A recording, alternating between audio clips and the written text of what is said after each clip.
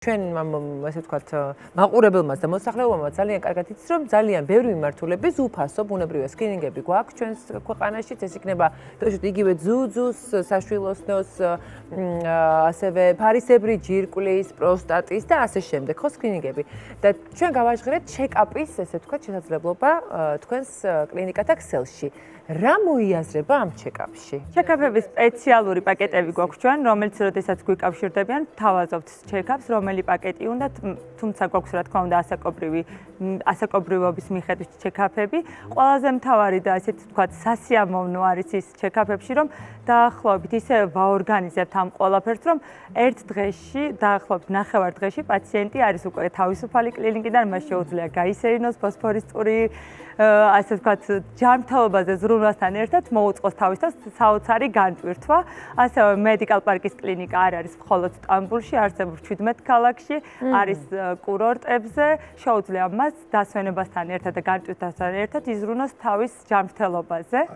ანუ ნებისმიერ სეზონზე შეიძლება ეს დაიგეგმოს. სეზონზე შეიძლება დაიგეგმოს ჩეკაპი. აი მაგალითად შევს რომ არ წავიდეთ, აი მე 40 წლამდე ასაკის მამაკაცი გესტუმრად თქვენ. გენაღულება.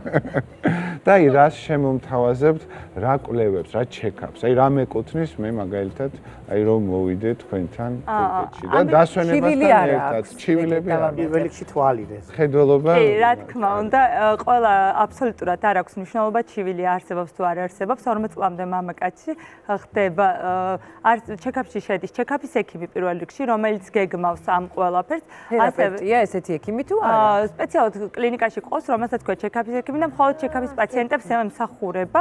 საბოლოო პროფესიით, რა თქმა უნდა, ეს არის თერაპევტი ან იგივე ზოგადი პროფილის ექიმი. ზოგადი პროფილის ექიმი, რომელიც აჯამებს მთლიანობაში მის გამოკითხვას ატარებს, რა აქვს თუ არ აქვს ჩივილები, და იმის მიხედვით ჩეკაპის რომელი პაკეტი სჯობია მისთვის რომ გამოვიყენოთ. მაგრამ ზოგადად ყველა ჩეკაპი მოიცავს სისხლის საერთო ანალიზს, ღვიძლისა და ვთირკმლის ფუნქციები, რაც კი შეიძლება ზოგადი იყოს და ეხოსკოპიებს. ჩვენთან პირველ ეტაპზე კომპიუტერული ტომოგრაფია და MRT კვლევა არ კეთდება, გამომდინარე იქიდან, რომ თუ პაციენტს ეხოსკოპიურად არაფერი არ აწუხებს, მისი დასხივება ტყუილად არ ხდება და ამიტომ ჩვენი არც ერთი ჩეკაპი არ მოიცავს MRT კვლევას.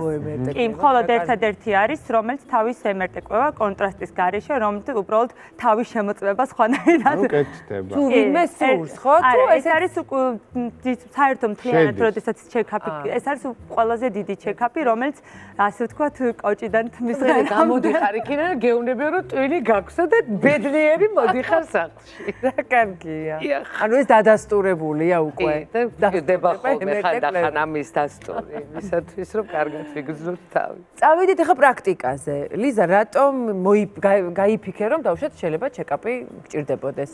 ესე უბრალოდ თუ რამე ჩივილმა მიგიყვანა? გულწრფელად თქვა? არ ვიცი როგორც შენ ჩემმა მეგობრებმა მითხრა რომ უნდა გაიგე. დროაო, გეკუთვნის ჩეკაპი. არა, ნუ რეალურად მე მაქვს რაღაცა ქრონიკული პრობლემები. შესაბამისად, აქ არაფერი არ იცვლება, იმიტომ რომ ჰაშიმოტოს სინდრომს ყველგან ერთნაირი მკურნალობა აქვს, სადაც არ უნდა გაიკეთო ჩეკაპი და რაც არ უნდა გაიკეთო. თუმცა უკვე ასაკით რაღაცები მეკუთვნის, რაც ეს თქვათ ადრე არც გვიფიქრია და ნუ გგონია რომ ეს შენ არასდროს შეგეხება. თუმცა აღმოჩნდა რომ არ არის ასე, იმიტომ რომ მე კი ვამბობ რომ ასაკი მხოლოდ ციფრებია, მაგრამ ნუ მაინც უნდა რაღაცა კონტროლი გააკეთო. არ ღებულობთ რა თქმა უნდა, ვღებულობ 23 წელია ჰორმონზე ვარ და ასე ვთქვათ მართავ შენს მართავ ამ ნუ მართავ თუ არა ვერ გეტყვით, იმიტომ რომ ანუ ამაზე დამოკიდებული ცოტა ხო ზედმეტად ესეთი ვარ, ასე ვთქვათ, მოსუქებული არ ხართ საერთოდ უბრალოდ უნდა შეუთავო. დიდი მადლობა, კომპლიმენტი, მაინც რა მარტიროა, როგორ გვეტყობა. არ გეტყობოთ. მადლობა საყვარელო. მე კომპლიმენტებისთვის მოვსულა რაკა. ხო და არა, რეალურად ეს არის ის, რაც ვთვლი რომ ვიღაცას თურქეთში წავა, საქართველოში იქნება, არ აქვს მნიშვნელობა, განსაკუთრებით რაღაცა ასაკის მერე აი სულ ამას გვეჩიჩინება ეს ჩემი მეგობარი. მაგრამ მე მაინც ვფიქრობ, ასაკს არ აქვს მნიშვნელობა, ყველამ აუცილებლად ჩეკაპი, იმიტომ რომ რატოა ხო საერთოდ იმ ქვეყნებში, სადაც ნუ ახლა ჩვენც დავიწყეთ ეს ტრადიცია საბედნიეროდ, მაგრამ ჩვენ მაინც აქეთ ვაწუხებთ ჩვენ ექიმებს და არის ქვეყნები, სადაც ტრადიციულად ექიმი გაწუხებს და გახსენებს, რომ აი გავიდა რაღაც პერიოდი და აუცილებლად უნდა შეიმოწმო თავი. ეხლა ჩეკაპიც ისეთი თემაა რა, რომ აი სულ უნდა გქონდეს, უნდა გვახსოვდეს, რომ რაღაცნაირად მოვახერხოთ, რომ წელიწადში ერთხელ მაინც ჩვენ თავს მივხედოთ, თუ პრობლემაა უფრო ხშირად გვიწევს, ხო, როდესაც თქვა რაღაცა კონკრეტული პრობლემა გვაქვს, იქ ექიმი პირდაპირ გეუბნება, რომ ორ თვეში ერთხელ გადავიმოწმოთ, ერთ თვეში, 6 თვეში, ერთ წელიწადში და თუ არა გვაქვს ჩივილი, მაინც ვთვლი, რომ